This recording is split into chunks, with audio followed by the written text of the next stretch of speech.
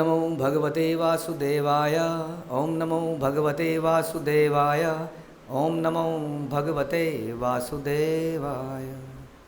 श्रीमद् भागवतम 5वां कैंटो 5वां अध्याय ऋषभ देव की शिक्षाएं। श्लोक संख्या 7 या 7। यदा न पश्यत्यथ यथा गुणैः स्वार्थे प्रमत्त सहसा विपश्चित गत स्मृतिर्विन्दति तत्र तापान् आसाद्य मैथुन्य मगारमज्ञ। पता नहीं कैसे ऐसा हो जाता है कि सेम चीज़ आई थी दोनों तरफ।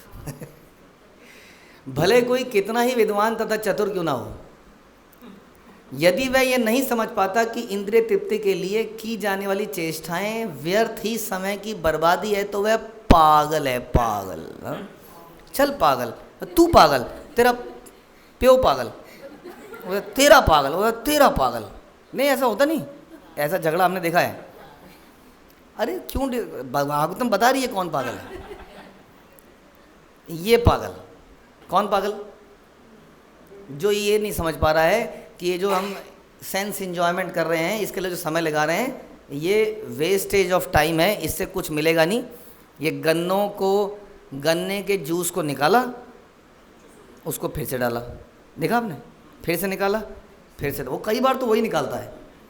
अब उसने उसको फेंक दिया नीचे, अब उसको उठा के कोई व्यक्ति चूसने की कोशिश कर रहा है, ये उस तरीके से है। तो वो क्या कहा जाएगा? पागल है, पागल। कितना ही विद्वान क्यों ना हो, कितना ही चतुर क्यों ना हो, तो विद्वान और चतुर कौन है आजकल? बड़ी बड़ी डिग्रियां मिल रही हैं यार, क्या पढ़ाई लिखाई कर रहे हैं लोग, बताइए। बड़ा स्ट्रेस है भाई साहब। हाँ, अब हमारे ज़माने में तो पहले तो 12वीं के बाद आदमी सोचता था कि मुझे करना क्या है। अच्छा, अब सोचते हैं। फिर देख, धीरे धीरे ज़माना आया कि 10वीं के बाद उसकी कॉम्पिटिटिव एग्जामिनेशन के लिए तैयारी हो जाती है। फिर धीरे धीरे मैंने सुना कि 8th के बाद, अब धीरे धीरे आ रहा है कि 6th के बाद से चालू हो जाएगी। बाप रे, कितना चतुर है इंसान, कितना विद्वान है। जब तक वो 12वीं क्लास करता है कितना विद्वान हो जाता है। तो कह रहे हैं, वो भागवतम बता रही है, वो कितना ही विद्वान क्यों ना हो संसार के हिसाब से, लेकिन वो क्या है? पागल है। और हम क्या हैं?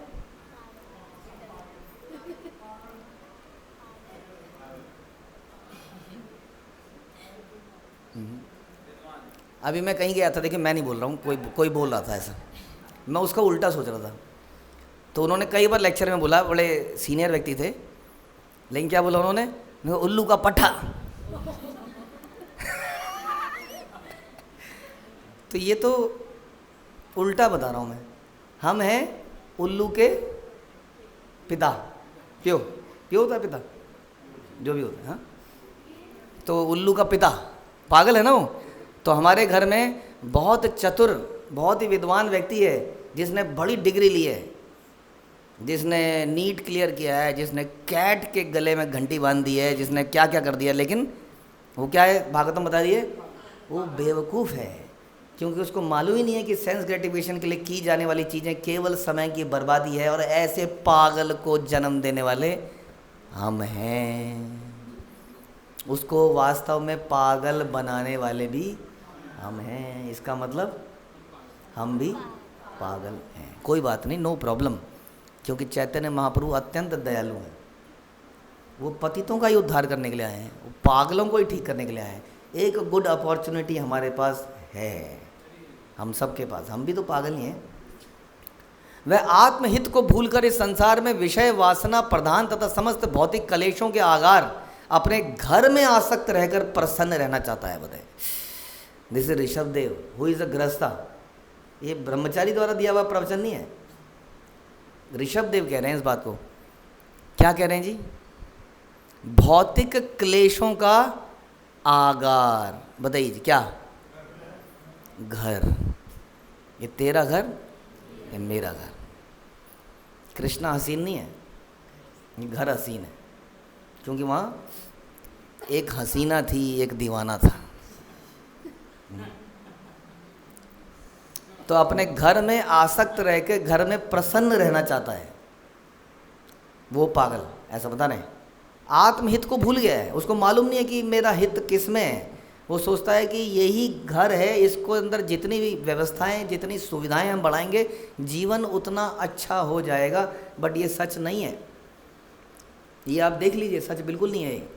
सबसे बड़ा दुख, जैसे कहते थे ना, कम से कम everything is lost if character is lost, इसको भूल जाते हैं।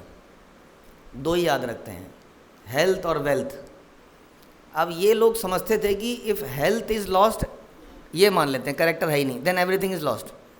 क्योंकि आपके पास धन संपत्ति है, आपका सब कुछ है, लेकिन आपकी हेल्थ ही, आप खा रहे हो तो आपको एसिडिटी हो जा रही है, आपको कमर में दर्द हो रहा है, आप दांत में खा रहे हो तो आपके दांतों में कीड़े लग गए हैं। ये हो रहा है कि नहीं? तो आप देखिए, हमारे शरीर इस काम के नहीं है कि हम इंद्रिय तृप्ति कर पाएँ, तो हम कितनी भी सुविधाएं इकट्ठी कर पाएँ, उस सुविधाओं से मैं क्या करूँगा? आपको जब 103 बुखार हो जाता है, कौन सी सुविधा अच्छी लगती है आपको?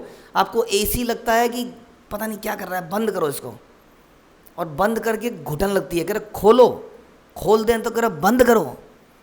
गद्देदारे बिस्तर में लेटता है, उसको नींद नहीं आती, करवट बदलता है, वो ज़मीन पे आता है, ज़मीन पे उसको चैन नहीं आ रहा है, मतलब बेचैन है। आपका ऐसा एक्सपीरियंस है?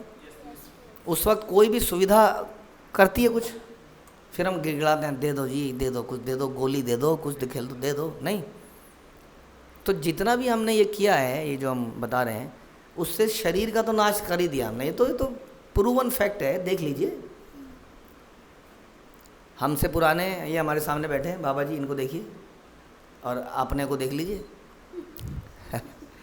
ये तो फैक्ट है। आप पुराने लोगों को देख लीजिए, किसने अपनी माँओं को, अपनी सासों को देख लीजिए और अपने को देख लीजिए, बुरा मानने की क्या बात है। और आप अपने से पिद्दों को देख लीजिए, इनको देख लीजिए, इनसे कुछ करा लीजिए, बाल्टी उठा लीजिए इनसे। तो कहने का मतलब ये है, ये शरीर ही स्वस्थ नहीं रहा तो भोग भी नहीं कर सकता है। तो कैसे कह सकते हैं कि हम समझदार हैं? जैसे कह रहे हैं आत्महित को भूल चुका है, शरीर के ऊपर की बात उसको समझाएं कैसे? अभी वो चपल सुख लव लागी रहे, चपल सुख। जीभ को अच्छा लगना चाहिए, कुछ भी खिला दो, डज नॉट मैटर। नहीं, जब हम जाते हैं कहीं पर तो जो चीज़ जीभ को जनरली क्या अच्छी लगती है, वो जब, और जीभ जब, अब ये होता था, हम शादियों में जाते थे कई बार, अपनी बात बता रहे हैं हम तो करप्ट ही थे। अच्छा, शादियों में गए, गर्मी हो रही है जून जुलाई की, और वहाँ मिल रही है कॉफ़ी, पसीने में बह रहे हैं, खाना खा लिया है, पेट भर चुका है, कॉफ़ी ज़रूर पीनी है, क्योंकि मिलती नहीं है, पीनी है। उससे गर्मी बढ़ेगी कम होगी, डज नॉट मैटर, क्या फ़र्क पड़ता है? नहीं। अब हम पढ़ते हैं कि एक पूरा साइंस है इसके पीछे कि क्या खाना चाहिए, क्या खाने की तासीर क्या है, गर्मी में क्या खाना चाहिए, सर्दी में क्या खाना चाहिए, कौन सा कॉम्बिनेशन गलत है, कौन सा कॉम्बिनेशन, ये पूरा नॉलेज है एक हमारे शास्त्रों में, ये मिला है। अब किसको पता है? अब क्या सोचते हैं कि इसमें क्या मिला दूं कि ये टेस्टी हो जाए, बस। और कुछ सोचते हैं? बताइए, नया डिश बन जाए, बस जीभ को चपल सुख। चपल सुख मतलब मोमेंट्री सुख मिलना चाहिए। शरीर बात बर्बाद हो या कुछ बात, गोली खा लेंगे, कुछ कहें छोड़ो यार, किसने देखा है, जब तक जीवो मज़े करो। अब वो इतना मूर्ख है कि वो जीवते जी भी मज़े नहीं कर पाएगा। हाँ, यही भगवान बताते हैं, one who is not regulated in eating, sleeping, recreation and work, वो इस संसार के अंदर भी सुखी नहीं रह सकता है। गीता का श्लोक है। इस संसार में भी सुखी रहने के लिए आपको कम से कम कुछ तो नियम कानून फॉलो करने पड़ेंगे भाई। लेकिन वो आत्महित को भूल चुका है और कलेशों के आगार घर में अपने आप को किसी तरह से सुखी रखना चाहता है। इस प्रकार मनुष्य मूर्ख पशु के ही तुल्य होता है। तो पशु जैसा व्यक्ति बन चुका है। समझ में आया? बहुत ही स्ट्रॉन्ग प्रीचिंग कर रहे हैं ऋषभदेव। सोचिए ज़रा, अपने बच्चों को कर रहे हैं बट बहुत ही स्ट्रॉन्ग कर रहे हैं। तो इसको समझना है, वास्तव में हम सब भी ऐसा ही कर रहे हैं, क्योंकि हम लोग we are following what others are doing. तो कहीं ना कहीं इसको तोड़ना पड़ेगा। हमारे आचार्यों ने इसको तोड़ के दिखाया है, हाँ, कि इसके अलावा भी जीवन है, जीवन इसी में निकल जाएगा। इकट्ठा करने में एक झटके में आदमी चला जाएगा। हरे कृष्णा। श्रील प्रभुपाद की जय। ग्रंथराज श्रीमद् भागवतम की जय।